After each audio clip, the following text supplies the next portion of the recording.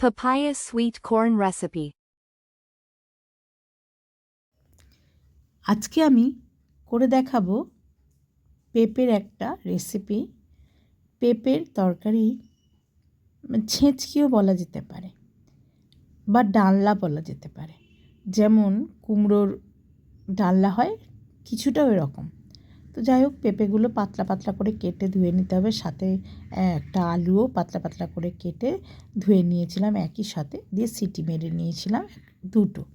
তারপরে এমনভাবে জল দিয়েছিলাম, কারণ পেঁপেটায় গন্ধ নেই, যদি গন্ধ থাকতো তাহলে জলটা সিটি মেরে ফেলে দিতে হতো। আমি ফেলে দিইনি, কারণ গন্ধ ছিল না, পেঁপের ভোটকা একটা গন্ধ থাকে, তো গন্ধ ছিল না। তো এদিকে তেজপাতা, শুকনো লঙ্কা আর জিরে সর্ষে ফোড়ন দিয়েছিলাম, দিয়ে তার মধ্যে টমেটো কুচি একটা আর দিয়ে একটু নাড়াচাড়া করে তার মধ্যে আদা বাটা দিয়ে দিয়েছিলাম, মানে আদা গ্রেটেড করা যে আদা সেটা দিয়ে দিয়েছিলাম। তারপরে সেটাকে কিছুটা নেড়ে তার মধ্যে দিয়ে দিলাম নুন, টমেটোটা যাতে ভালো করে গলে আসে পরিমাণ মতো নুন দিয়ে দিয়েছিলাম। আর সাথে দিয়েছিলাম জিরে গুঁড়োটা বেশি পরিমাণে 1 চামচ, আর হাফ চামচ দিয়েছিলাম ধনে গুঁড়ো, আর কিছুটা হলুদ গুঁড়ো দিয়ে এবার নাড়াচাড়া করলাম। তারপরে দিয়ে দিলাম 2টো কাঁচা লঙ্কা।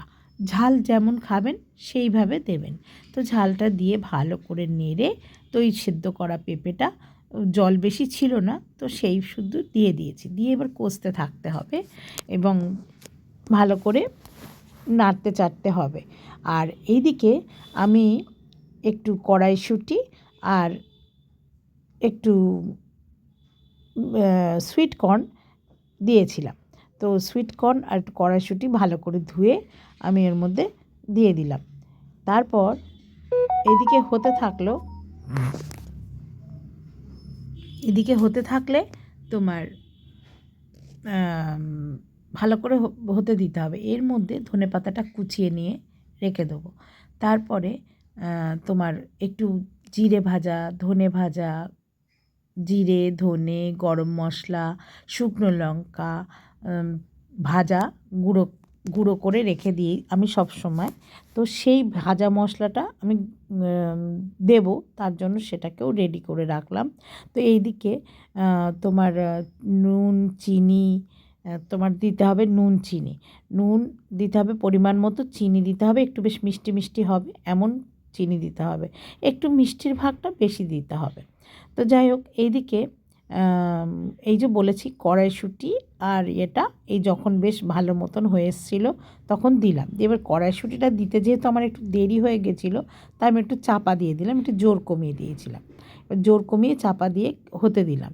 তারপরে যতক্ষণে কড়াইশুঁটিটা সেদ্ধ হয়ে গেল ততক্ষণে ভাজা মশলাটা রেডি করে নিলাম এবং ধনেপাতাটা রেডি করে নিলাম। এবার চাপা খুলে দেখলাম যে হয়ে গেছে, বেশ এরকম থিকনেসটা এরকম আসলো, দেখো হয়ে গেছে। তো তখন আমি এইবার মধ্যে দিয়ে দেবো সেই আগে থেকে গুঁড়ো করে রাখা সেই ভাজা মশলাটা, জিরে, ধনে, গরম মশলা, শুকনো লঙ্কা, এই ভাজা মশলাটা দিয়ে দেবো। আর সাথে দেবো চিনিটা সবার শেষে দেবো, কারণ চিনিটা আগে দিলে সেদ্ধ হতে চায় না, তাই চিনিটা এখনই দেবো। এই 1.5 চামচ মতো চিনি দিয়ে দেবো।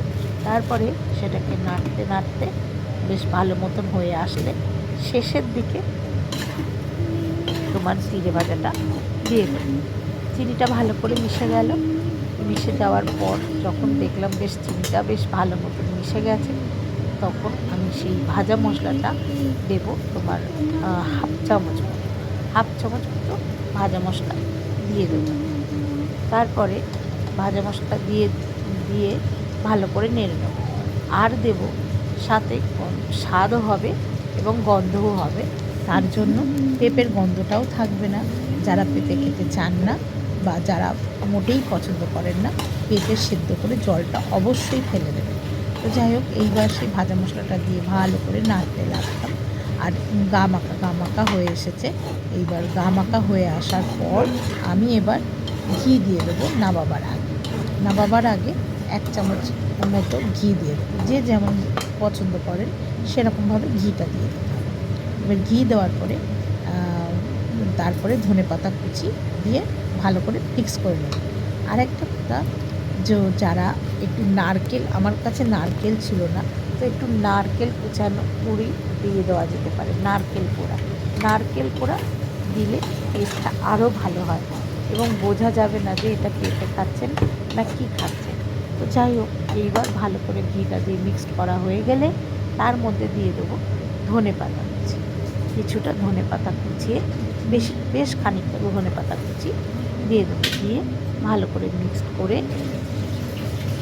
হয়ে গেলে তারপরে একটা পরিবেশন পাত্রে রেখে দেবো, ঢেলে রেখে দেবো। ভালো করে ঢালা হয়ে গেলে সুন্দর করে আবারও ওপর থেকে গার্নিশের জন্য আবার একটু ধনেপাতা দিয়ে দেবো। তো যাই হোক, আমার রেসিপিটা ভালো লাগলে অবশ্যই বাড়িতে একবার বানিয়ে দেখবেন কেমন হলো। অবশ্যই আমাকে কমেন্ট বক্সে জানাবেন যে কেমন লাগলো আপনাদের। তো আমার রান্নাঘরে আপনাদের অনেক অনেক স্বাগত এবং অনেক ভালোবাসা। আমার পুরো ভিডিওটা দেখে অবশ্যই লাইক, কমেন্ট, শেয়ার এবং সাবস্ক্রাইব করতে ভুলবেন না। তো যাই হোক, আমি ধনেপাতাটা দিয়ে দেখুন ঠিক এরকমভাবে গার্নিশ করলাম। অতি সুস্বাদু একটা রেসিপি পেতে। অনেক ধন্যবাদ।